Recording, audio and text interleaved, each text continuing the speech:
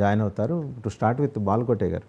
బాలకోటే గారు, ఈ సంక్రాంతి వేళ తెలుగుదేశం క్యాడర్స్కి ఆక్సిజన్ మరింతగా ఇవ్వటం కోసం అని చెప్పా మహాసేన రాజేష్ ఆ మాట తెర మీదకి తీసుకొచ్చింది. నిజంగానే లోకేష్ గారికి అంత ప్రాధాన్యం లేదని తెలుగుదేశం క్యాడర్స్ భావిస్తున్నాయా? వాసుదేవ్ గారు నమస్తే. ముందుగా మీకు అలాగనే మీ 99 వీక్షకులకి రాష్ట్ర ప్రజలందరూ కూడా సంక్రాంతి శుభాకాంక్షలు. వాసుదేవ్ గారు, మీరు అడిగిన మాట యథార్థమే. గత ఒక వారం రోజులుగా లోకేష్ గారి మీద సోషల్ మీడియాలో కానీ కొంతమంది టీడీపీ అభిమానుల నోటి నుంచి కానీ ఒక పెద్ద చర్చ లేవనెత్తారు. లోకేష్ గారు వెనకబడిపోతున్నారు, పవన్ కళ్యాణ్ గారు ముందుకు పోతున్నారు. ఇలా పోతూ ఉంటుంటే భవిష్యత్తులో లోకేష్ గారి యొక్క రాజకీయ భవిష్యత్తు ఏంటి అనేది పెద్ద చర్చ లేవనెత్తి, మీకు లోకేష్ గారికి కూడా డిప్యూటీ సీఎం పదవి ఇవ్వాలి, ఇంకా అవకాశం ఉంటే అసలు ముఖ్యమంత్రి పదవి ఇవ్వాలనే మాట కూడా పెద్ద ఎత్తున వైరల్ చేస్తున్నారు. దీని పట్ల ఏ తెలుగుదేశం పార్టీ స్పందించాల్సిన శ్రేణులు ఎవరు స్పందించడం వల్ల సైలెంట్గా గుమ్మనంగా ఉన్నారు. నేను నిన్న కూడా ఒక ముఖ్యమైన వ్యక్తితో మాట్లాడా, ఎందుకు ఈ చర్చ ముందుకు పెడుతున్నారు అని. చూడబోతుందంటే ఏదో లోకేష్ టీం ఒకటి, చంద్రబాబు నాయుడు గారి టీం ఒకటి అన్న ఒక విభజన కోణాన్ని కూడా తీస్తున్నారు వీళ్ళు. కానీ ఇది ఆరోగ్యకరమైన అంశం అయితే కాదు నాకు తెలిసి. ఎందుకంటే లోకేష్ గారు చంద్రబాబు నాయుడు గారు తనయుడు, ఆయనకి ఇవ్వాల్సిన ప్రాధాన్యత రాష్ట్రంలో ఉంది. ఆయన్ని కాదని ఏది జరగదనేది నాలాంటి వాళ్ళ భావన. ఇప్పుడు జరుగుతుందో కూడా అదే.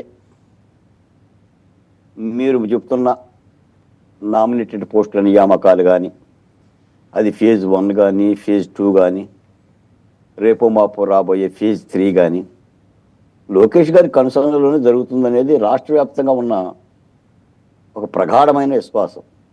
అంతే తప్ప లోకేష్ గారికి తెలియకుండా చంద్రబాబు నాయుడు గారు ఏమీ చేయరు. లోకేష్ గారికి తెలిసి జరగబట్టే ఈ ప్రక్రియ కూడా నత్తన రకం నడుస్తుంటుంది. నిజానికి ఏంటంటే 8 మాసాలైంది గవర్నమెంట్ వచ్చి. కష్టపడ్డ వాళ్ళని గుర్తించడానికి, కష్టపడ్డ వాళ్ళకి ఇష్టంగా పెట్టడానికి ఇంత కాలాతీతం అక్కర్లా.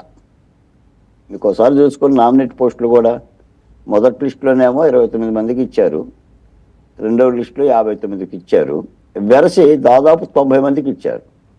ఈ 90 మంది నామినేటెడ్ లిస్టులో ఎవరున్నారయ్యా, ఎలాంటి వాళ్ళు ఉన్నారంటే వాళ్ళు ఏరు కోరుకున్న వాళ్ళు, వాళ్ళకి ప్రేమ కలిగిన వాళ్ళు ఉన్నారు తప్ప నాడు వైసీపీ ప్రభుత్వం మీద కానీ, లేదంటే మాజీ ముఖ్యమంత్రి జగన్మోహన్ రెడ్డి గారి మీద కానీ కలబడ్డ వాళ్ళు, నిలబడ్డ వాళ్ళు నాకు తెలిసి అయితే ఒక 5గురు ఉంటారు. అంతకుమించి ఎక్కడ లేదు. రాష్ట్ర ప్రజలకు తెలియని వాళ్ళందరూ కూడా ఈ పోస్టుల్లో ఉన్నారు. ఆఖరికి తెలుగుదేశం పార్టీలో కష్టపడ్డ వాళ్ళు కూడా లేరు, ఇష్టపడ్డ వాళ్ళు మాత్రమే ఉన్నారు. ఎవరికి ఇష్టపడ్డ వాళ్ళు ఉన్నారు బాలకోటే గారు? తెలుగుదేశం పార్టీ నాయకులకు ఇష్టపడ్డ వాళ్ళు, ప్రజల్లో కష్టపడ్డ వాళ్ళు కాదు, నాయకులు ఇష్టపడ్డ వాళ్ళు. అంటే ఈ తారతమ్యం పోవాలండి. నేను ఒక మాట, ఎందుకంటే ఇప్పుడు నేను ఒక మాట చెప్తాను సార్, ఏదైనా అన్నం ఉడికిందా లేదని చెప్పడానికి మెతుకు పట్టుకుంటే సరిపోతుంది వాసుదేవ్ గారు. చెయ్యి కొండలో పెట్టి తిప్పనక్కర్లా.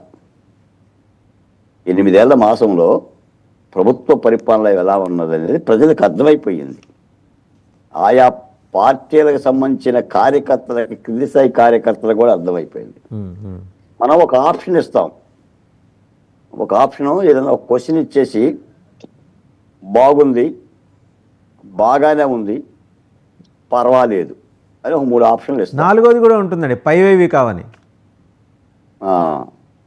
నేనైతే ఈ కూటమి ప్రభుత్వం 8 నెలల మాసాన్ని పర్వాలేదు అనే 3 ఆప్షన్కి సెలెక్ట్ చేస్తా.